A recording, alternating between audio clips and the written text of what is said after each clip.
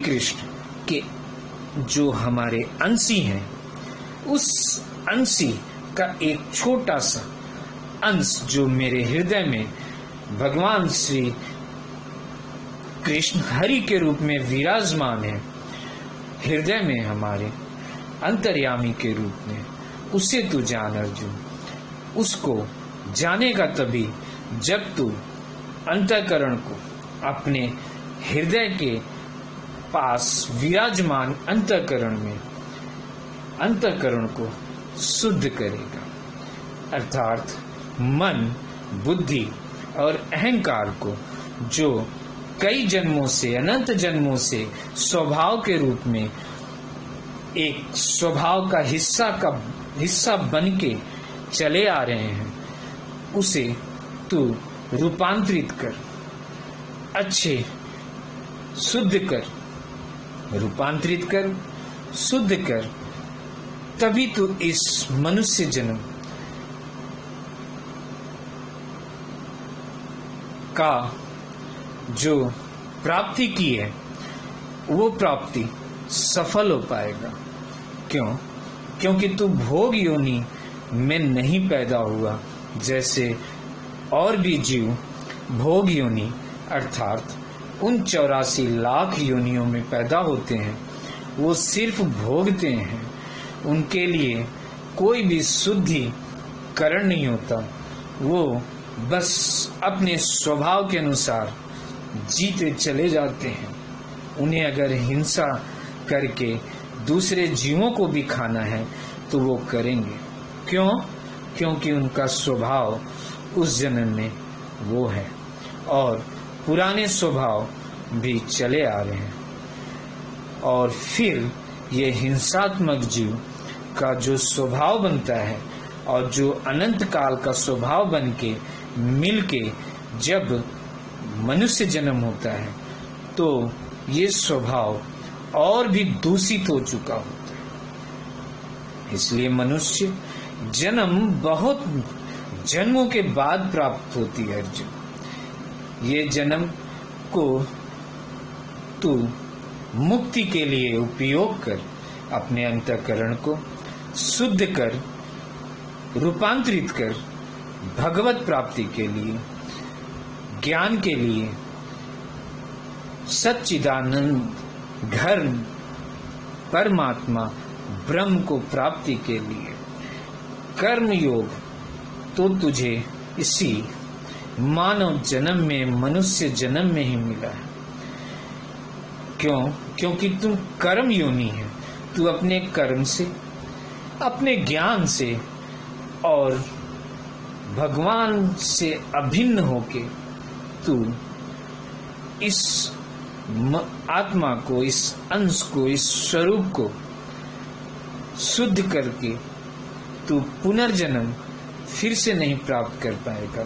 भगवान के लोकों में विराजमान हो जाएगा पार्षद के रूप में। फिर जब भगवान फिर से प्रकट होंगे, जब धर्म अधर्म में बदल जाएगा, साधुओं का नाश होगा दुष्टों के द्वारा, तब जब भगवान फिर से प्रकट होंगे तो उनके साथ पार्षदों के रूप में तुझे भी सखा के रूप में प्रकट करवाएंगे। अर्थात बस वही जन्म है और पार्षदों का लोकों में ही विराजमान है, रहते हैं, भगवान के साथ पुनर्जन्म नहीं होता। तो यहाँ पे भगवान ने बताया कि अर्जुन तू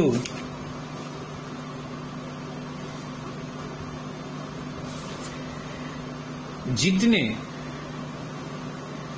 स्वभाव हैं उस स्वभाव के परवश होके, उस स्वभाव से बने हुए शरीर रूपी यंत्र से तू कार्य परवश होके करेगा ही करेगा।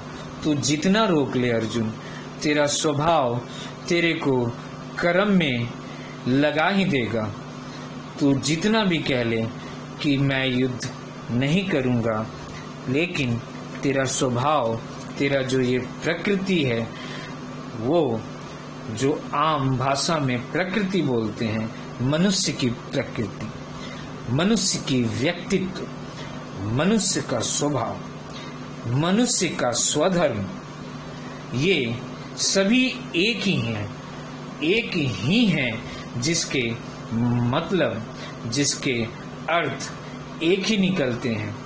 स्वभाव एक ही हैं स्वधर्म के, स्वधर्म व्यक्तित्व से एक ही हैं, व्यक्तित्व, स्वधर्म, स्वभाव, प्रकृति या मनुष्य का ये प्रकृति है, ये नेचर है, वो ये सभी एक ही हैं।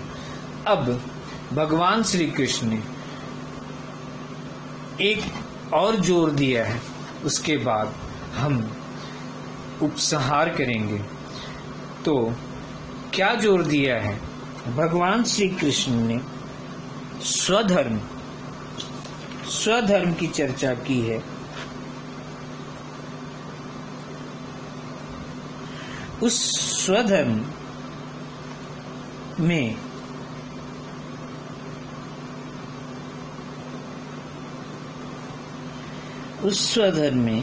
भगवान ने बोला है कि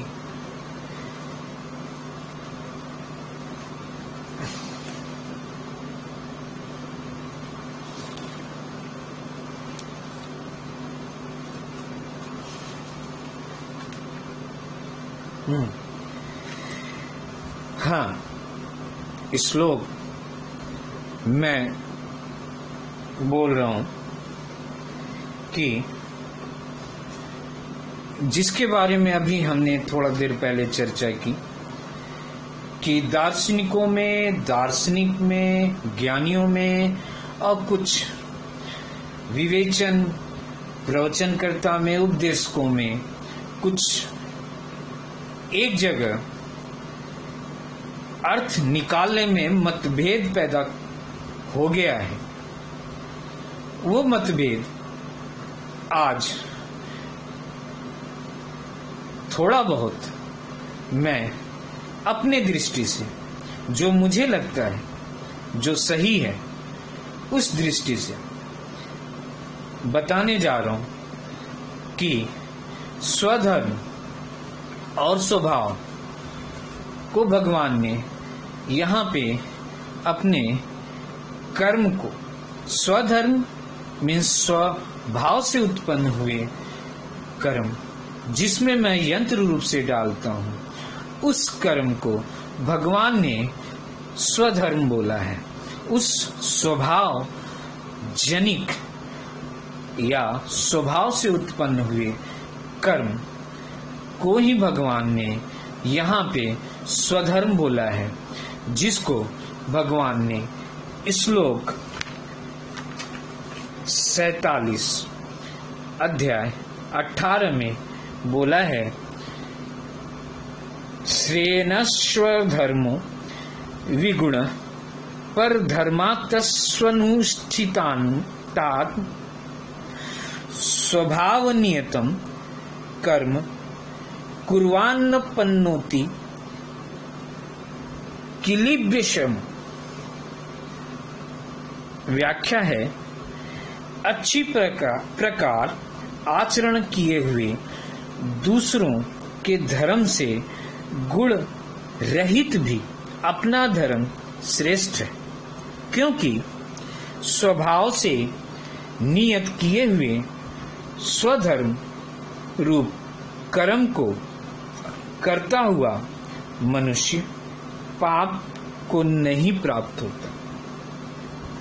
फिर भगवान ने उसी के आगे 48वें श्लोक में बोला, एतेयो हे कुंती पुत्र, दोष युक्त होने पर भी सहज कर्म को नहीं त्यागना चाहिए, क्योंकि धुएं से अग्नि की भांति सभी कर्म किसी न किसी दोष से युक्त होते हैं। अर्थात भगवान ने यहाँ पे जो बोला है, स्वभाव से नियत किए हुए स्वधर्म रूप कर्म को करता हुआ मनुष्य पाप को नहीं प्राप्त होता। अर्थात अर्जुन, तू क्षत्रिय है, तेरा काम करना युद्ध है। तू युद्ध के अलावा तू अपने कर्म जो तेरे स्वभाव से उत्पन्न हुआ है और कुछ सोच ही नहीं सकता। क्षत्रिय धर्म युद्ध, वो युद्ध थोपा गया है कौरवों के द्वारा। तूने युद्ध के लिए ललकारा नहीं अर्जुन, तुम पे युद्ध थोपा गया है। तू जानता है अर्जुन कि जब किसी क्षत्रिय के द्वार पे युद्ध आता है और वो भी थोपा गया युद्ध, अर्थात तेरा युद्ध न चाहते हुए भी किसी और के द्वारा, दुर्योधन के द्वारा, जो धृतराष्ट्र को माध्यम बना के युद्ध के लिए तुझे ललकारा है, प्रेरित किया है,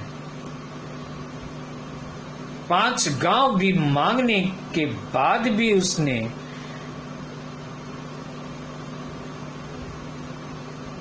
समझौता सुलह नहीं किया। क्यों? क्योंकि दुर्योधन अहंकारी है। उसने युद्ध के लिए ललकारा है अर्जुन, और तेरे द्वार पे, क्षत्रिय के द्वार पे युद्ध है। इस युद्ध में तू लड़के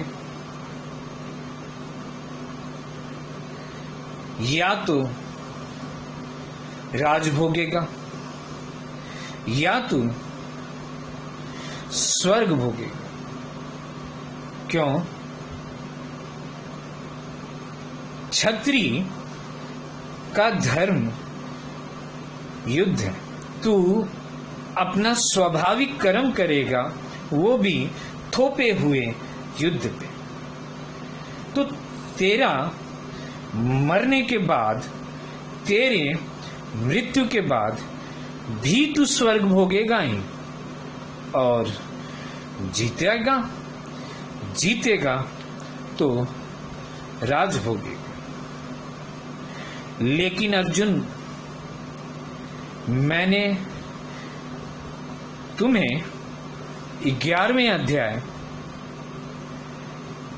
में बता रखा है, जिसमें भगवान श्री कृष्ण ने अपने विराट रूप का दर्शन करवाया, फिर चतुर्भुज रूपी श्री विष्णु का दर्शन करवाया, श्री कृष्ण के मानव रूप का दर्शन करवाया, जिसमें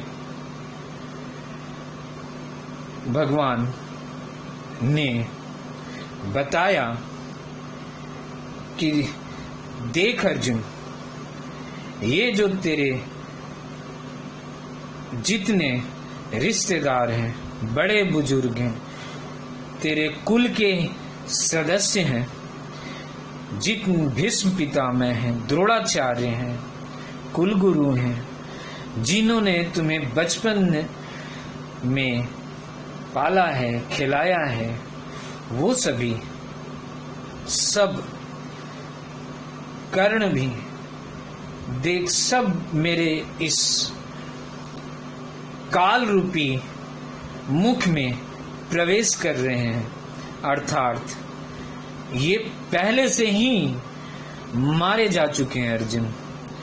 तू बस निमित्त मात्र बन, तू ऐसा कर्ता बन कि कर रहा है तू, किया हुआ है मैंने। ये मारे जा चुके हैं, ये अपने कर्मों की वजह से ही पहले से ही मारे जा चुके हैं अर्जुन। तू बस निमित्त मात्र बन और इन पे बाण चला। इनकी मृत्यु निश्चित है अर्जुन, ये मारे जा चुके हैं। इसलिए तू अपने क्षत्रिय स्वभाव को से उत्पन्न अपने स्वधर्म को कर। अपने स्वधर्म रूपी कर्म को जो